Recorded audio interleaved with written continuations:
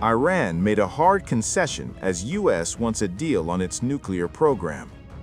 Iran's Deputy Foreign Minister, Majid Takht-Ravanchi, made an offer to the United States in an interview to the BBC.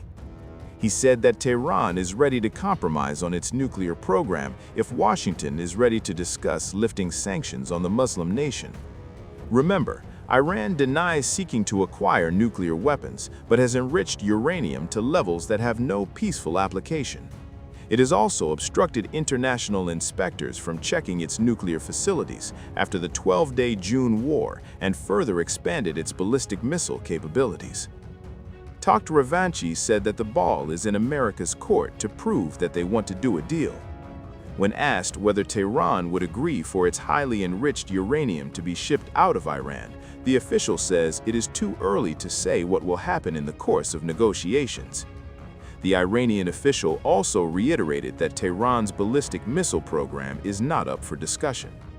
U.S. President Donald Trump has also been pressing Tehran of a possible regime change. Takht-Ravanchi said, "We are not hearing that in the private messages." Meanwhile, Iran and U.S. officials will meet for second round of nuclear discussions next week in Switzerland's Geneva. Some reports suggest that the talks will take place on February 17th. However, an official confirmation is awaited. Oman, which hosted the first round of indirect talks on February 6th, will host the talks in Geneva, the Swiss Foreign Ministry informed. Trump has repeatedly threatened to use military force to pressure Iran into agreeing to limits on its nuclear program, warning that Washington will not allow Tehran to continue expanding its activities. Iran, in turn, has said it would retaliate with its own strikes if attacked. Trump has also issued threats linked to Iran's deadly crackdown on recent nationwide protests. On Friday, Trump said the USS Gerald Ford, the world's largest aircraft carrier, was being deployed from the Caribbean to the Middle East to reinforce the U.S. military buildup in the region. He also remarked that a change in Iran's leadership would be the best thing that could happen.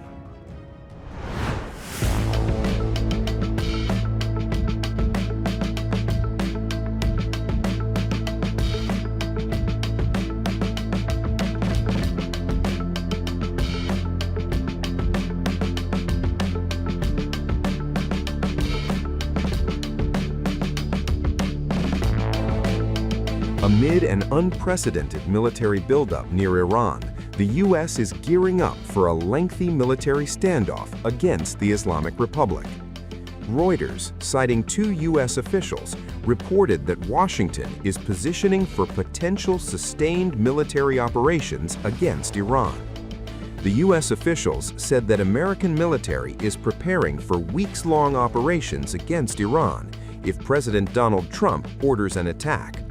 The potential U.S. and Iran war is feared to become a far more serious conflict this time than previously seen between the countries. It comes as U.S. dispatched second aircraft carrier to the Middle East. USS Gerald R. Ford, world's largest aircraft carrier, is on its way to the highly volatile region. The warship's deployment also adds thousands more troops along with fighter aircraft, guided missile destroyers, and other firepower capable of waging attacks and defending against them. U.S. officials said on Friday the Pentagon was sending an additional aircraft carrier to the Middle East, adding thousands more troops along with fighter aircraft, guided missile destroyers, and other firepower capable of waging attacks and defending against them. Not diving much deeper into the specifics, the U.S. officials said that planning underway is more complex this time. In a sustained campaign, the U.S. military could hit Iranian state and security facilities, not just nuclear infrastructure. On the preparations for a potentially sustained U.S. military operation, the White House spokesperson Anna Kelly told Reuters that President Trump has all options on the table with regard to Iran. He listens to a variety of perspectives on any given issue, but makes the final decision based on what is best for our country and national security. Trump, speaking to U.S. troops on Friday at a base in North Carolina, said it had been difficult to make a deal with Iran. He said, Sometimes you have to have fear. That's the only thing that really will get the situation taken care of. Most importantly, we are feared by the enemies all over the globe. They fear us. And, I don't like to say fear, but sometimes you have to have fear because that's the only thing that really will get the situation taken care of. We have a situation right now where we sent a very big carrier group to Iran. I'd love to see if we could make a deal. They've been difficult to make a deal. I thought we would have had a deal last time. They wish they did, and that's where we did Midnight Hammer. But with the restored strength and the tremendous power that we've now built up over the last number of years, even though there was an interlude with Biden, who is the worst president in the history of our country. But the interlude, fortunately, was ended quickly, and we started the process again and built upon what we had already done the first 4 years. But we're also bringing peace all over the world.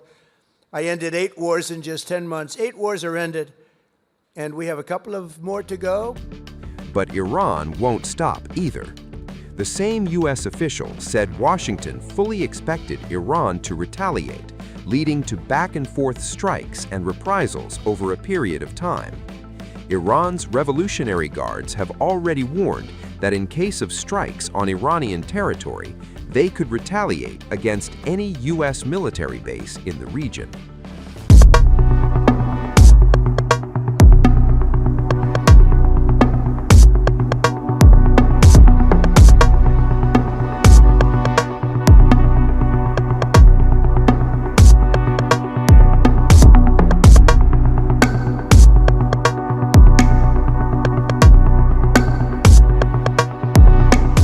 A fresh warning from Tehran is raising tensions across the Middle East. Senior Iranian official Rear Admiral Ali Shamkhani says Iran will deliver a strong, decisive, and appropriate response to any adventurism against the country. Speaking to Al Jazeera, Shamkhani emphasized that Iran's military readiness is high and that the cost of any miscalculation would be significant. His remarks come amid escalating rhetoric between Tehran and Washington.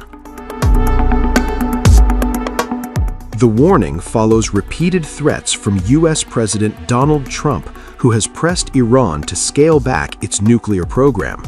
Trump confirmed plans to deploy a second U.S. aircraft carrier strike group to the region, saying it will leave very soon.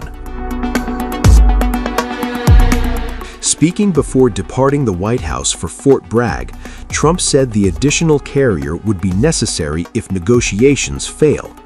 "In case we don't make a deal, we'll need it," he stated, while adding he still believes talks can succeed. Shamkhani also addressed Israel's role in regional tensions, asserting that any action by Israel would require direct backing from Washington. At the same time, he called avoiding destabilizing actions the logical and rational path for all sides. The standoff unfolds against the backdrop of ongoing nuclear negotiations and years of strained relations. Diplomatic efforts remain active, but military signaling on both sides has intensified.